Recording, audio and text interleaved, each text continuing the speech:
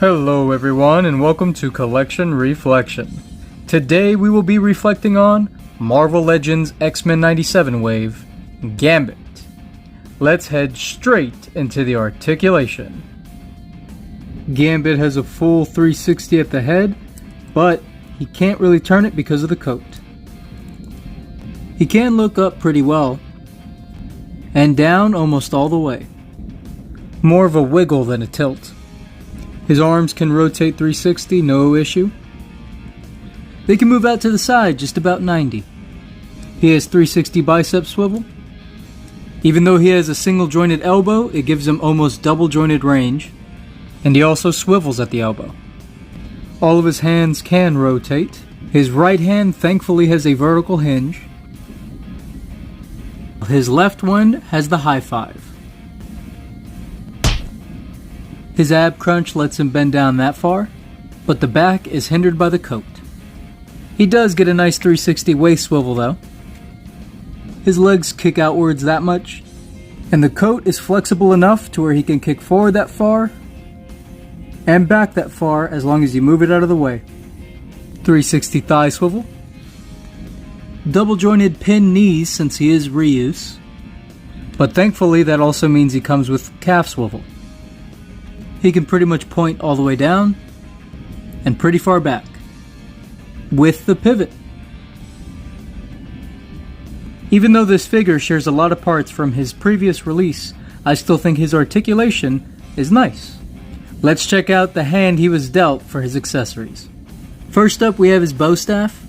I do like the paint that they chose for it, and I think it's a pretty decent length. I'm not sure what Gambit's exact height is, but I'm presuming that he's got that 6-foot bow staff, so it looks like it scales pretty well with him. His right hand looks like it was the only one designed to hold it, and I do appreciate that vertical hinge that they included with it. However, he holds it very loosely. He's not really able to keep a full grip on it, and it just kind of wiggles around anytime you move him. His other accessory is going to be his card throwing hand. I do think they managed to paint his unique gloves pretty well on all of his hands. His next accessory is going to be the Ace of Hearts. It looks like it's charged up with his energy and ready to explode at any time. It is only painted on one side, but I think that's fine. And I really like how this hand is sculpted with those fingers to hold that card very well. It shouldn't easily fall out. His final accessory has the other 3 aces, and I think they're all painted pretty well. And it looks like the entire thing is sculpted out of this translucent purple plastic, and then they painted the color of the hands and the gloves on top of it. Even though I think they did a pretty good job of that, it is unfortunate because now there's no articulation in this wrist. But there is a little L just in case you forget which hand this goes on. And since there is no articulation in the hand, it's always kind of pointed in this upwards position. I do have to give them props on that paint though. I really like how there's even energy effects still on the card themselves, but the paint is still looking clean. Even though I think he should have come with an extra gripping hand for that bow staff, or maybe just a fist, I do think the accessories that they gave him suit him pretty well. Now let's go see how he pairs up against a couple other figures. For our 6-inch draw, we have Sabretooth and his wave mate, Wolverine. These are both from Marvel Legends, and I'm pretty sure Sabretooth is supposed to be bigger than Gambit. But here, Gambit looks taller than the rest of them. For the next 6-inch comparison, we have Marvel Legends Daredevil and Power Ranger Lightning Collection Remaster Blue Ranger. Gambit's still taller than both of these. For the 5-inch comparison, we have fellow bow staff wielder Donatello and his brother Michelangelo from Best Action's new IDW line.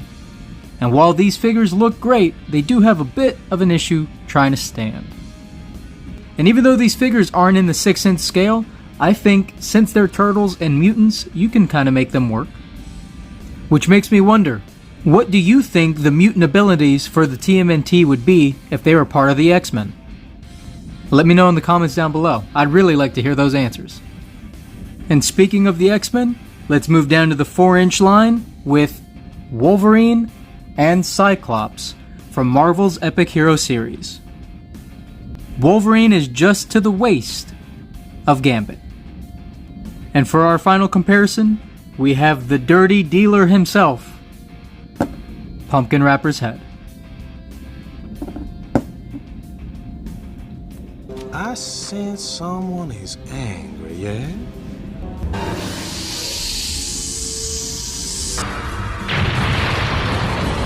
When it comes to enhancing this figure, even though his coat is flexible and it does move out of the way with the articulation, I don't like how tightly it's wrapped around him. So I think gluing some bendy wire to the inside of his coat would help keep it in a more open position.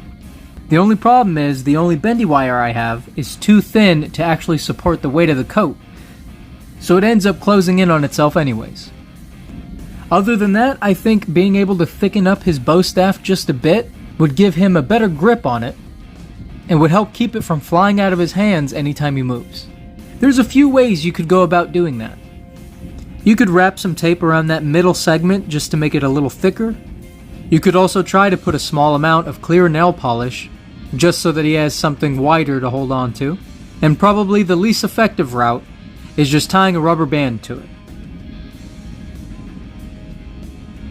Even though it doesn't look that great, it's a fine enough temporary fix, and it's not a permanent change to the actual accessory. So if you ever wanted to take it off, you could always do that.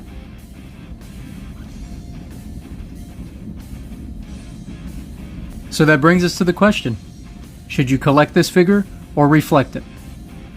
If you have the previous release of this figure, I'd say this is an easy one to reflect. But if you're like me, and this is going to be your first Gambit figure, I think you'd be happy with what you receive, but I'd also wait for a sale.